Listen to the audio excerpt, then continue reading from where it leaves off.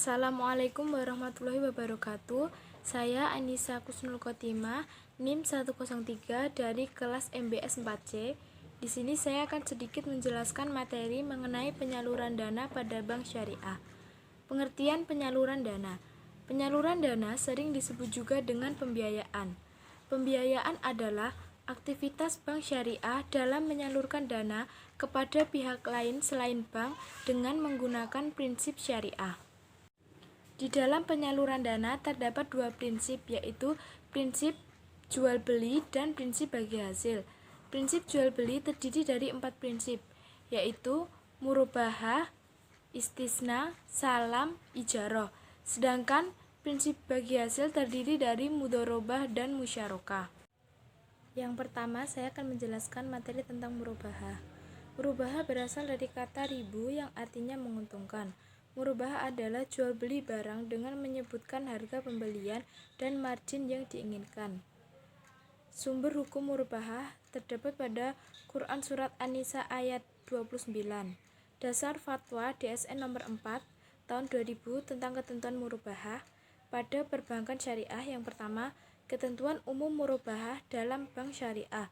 Yang kedua, ketentuan murabahah kepada nasabah. Yang ketiga, jaminan dalam murabahah. Yang keempat, utang dalam murabahah. Yang kelima, penundaan pembayaran dalam murabahah. Yang keenam, bangkrut dalam murabahah. Yang selanjutnya, skema pembiayaan pada murabahah.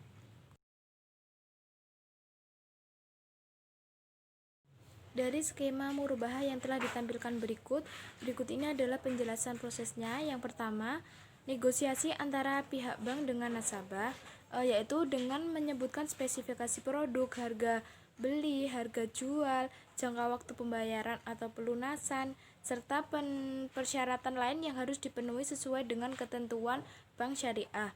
Lalu yang kedua, terjadi pembelian produk kepada pihak bank dan pembayaran uang muka oleh nasabah. Yang ketiga, bank mewakilkan kepada nasabah untuk membeli produk. Yang keempat, melakukan pembelian. Yang kelima, melakukan pembayaran. Yang keenam, akad jual beli antara bank dan nasabah. Yang ketujuh, bank mewakilkan penyerahan barang atau produk ke penjual. Lalu yang kedelapan, pengiriman produk atau barang kepada nasabah. Yang kesembilan, nasabah membayar angsuran kepada bank. Selanjutnya adalah istisna. Pengertian istisna berasal dari kata sana'ah yang artinya membuat. Kemudian akan huruf alif, sin, ta menjadi istisna yang berarti meminta dibuatkan sesuatu. Secara istilah, istisna adalah suatu akad yang dilakukan seseorang produsen dengan seorang pemesan untuk mengerjakan sesuatu yang dinyatakan dalam perjanjian, yakni pemesanan membeli sesuatu yang dibuat oleh seorang produsen dan barang serta pekerjaan dari pihak produsen. Landasan hukum dari istisna yaitu surat Al-Baqarah ayat 282. Dasar Fatwa DSN nomor 6 tahun 2000. Yang pertama, ketentuan tentang pembayaran. Yang kedua, ketentuan tentang barang. Yang ketiga, ketentuan tentang lain. Selanjutnya, skema istisna.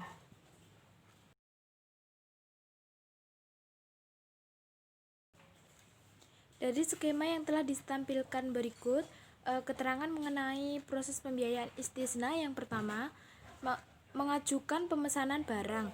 Yang kedua, melakukan akad istisna. Dan yang ketiga, pembayaran. Pembayaran itu bisa di awal pada waktu akad dan juga bisa dicicil. Terus yang keempat, pembuatan barang sesuai spesifikasi pemesanan. Dan yang kelima, pengiriman barang. Selanjutnya adalah prinsip salam. Salam sendiri adalah akad jual beli barang dengan cara pemesanan dengan syarat tertentu dan pembayaran tunai terlebih dahulu secara penuh. Fatwa Syariah atau DSN tahun 2000 tentang jual beli, yaitu yang pertama, ketentuan tentang pembayaran. Yang kedua, ketentuan tentang barang. Yang ketiga, ketentuan tentang salam paralel. Yang keempat, penyerahan barang sebelum atau pada waktunya. yang kelima pembatalan kontrak, dan yang keenam perselisihan. Selanjutnya, skema tentang salam.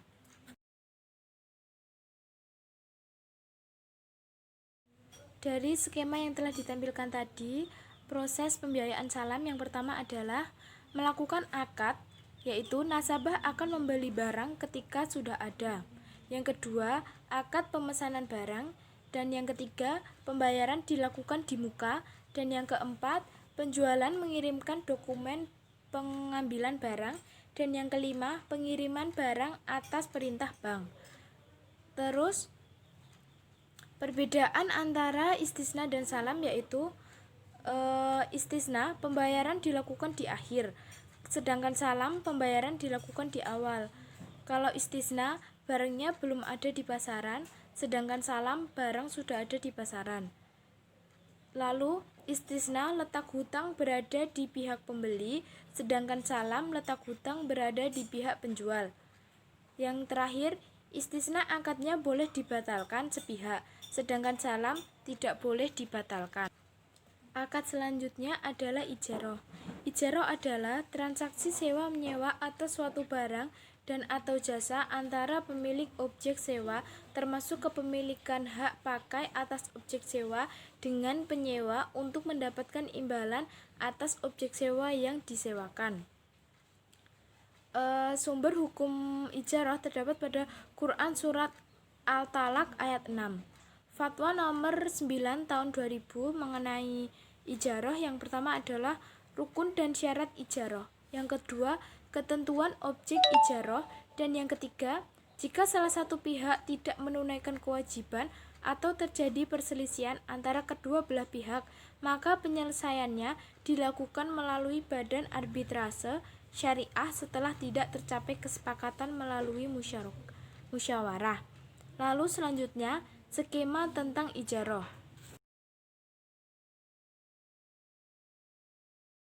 Dari skema yang telah ditampilkan, proses pembiayaan ijarah ini yang pertama adalah permohonan pembiayaan, penyewaan, dan negosiasi. Lalu yang kedua, penyewaan, itu bisa dibayar tunai di muka. Lalu yang ketiga, penyerahan objek dan akad. Yang keempat, penggunaan atau pemanfaatan objek yang disewa itu. Terus yang kelima, pembayaran sewa per bulan kepada bank. Yang selanjutnya adalah prinsip bagi hasil. Yang pertama adalah prinsip mudharabah. Mudharabah adalah akad antara pihak pemilik modal atau sahibul mal dengan pengelola dalam suatu kerjasama atau usaha untuk memperoleh keuntungan. Keuntungannya itu dibagi berdasarkan nisbah yang telah disepakati di awal. Apabila mengalami kerugian, ditanggung sepenuhnya oleh pemodal, kecuali kalau kerugian yang terjadi itu karena kesalahan pengelola. Sedangkan mudharabah itu sendiri dibagi menjadi dua jenis, yaitu mudharabah mutlaqah dan mudharabah muqayyadah.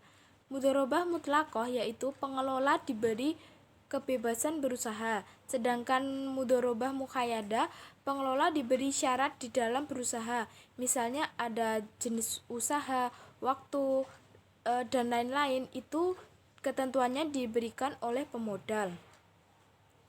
Lalu Fatwa Mudharabah nomor 7 tahun 2020 yang pertama, ketentuan pembiayaan. Yang kedua, rukun dan syarat pembiayaan. Dan yang ketiga, ketentuan lain-lain. Selanjutnya, skema mudharabah. Dari skema yang telah ditampilkan berikut, keterangan atau proses pembiayaannya.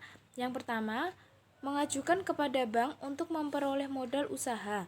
Yang kedua, bank memberikan modal sebesar 100% untuk dikelola oleh nasabah yang memiliki keahlian tertentu. Terus yang ketiga, perjanjian bagi hasil, itu merupakan akad. Terus yang keempat, jika terjadi kerugian ketika melakukan usaha yang bukan merupakan klien nasabah, maka kerugian ditanggung oleh bank. Terus yang kelima, setelah proses usaha berjalan, lalu keuntungan dibagi sesuai dengan ketentuan nisbah. Selain itu, nasabah juga mengembalikan modal kepada pihak bank. Lalu yang selanjutnya, Kedua, prinsip musyarakah. Pengertian musyarakah adalah transaksi penanaman dana atau akad kerjasama antara dua orang atau lebih yang saling memberikan modal untuk menjalankan suatu usaha sesuai syariah dengan pembagian usaha sesuai dengan nisbah yang telah disepakati.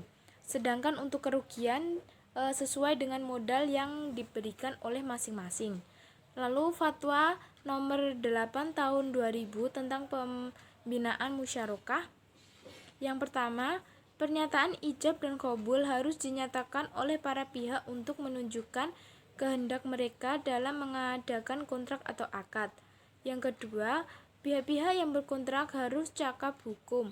Lalu yang ketiga, objek akad yaitu modal kerja, keuntungan dan kerugian. Yang keempat, biaya operasional dan persengketaan. Sekian yang dapat saya sampaikan. Apabila ada kurang dan lebihnya, saya mohon maaf. Wassalamualaikum warahmatullahi wabarakatuh.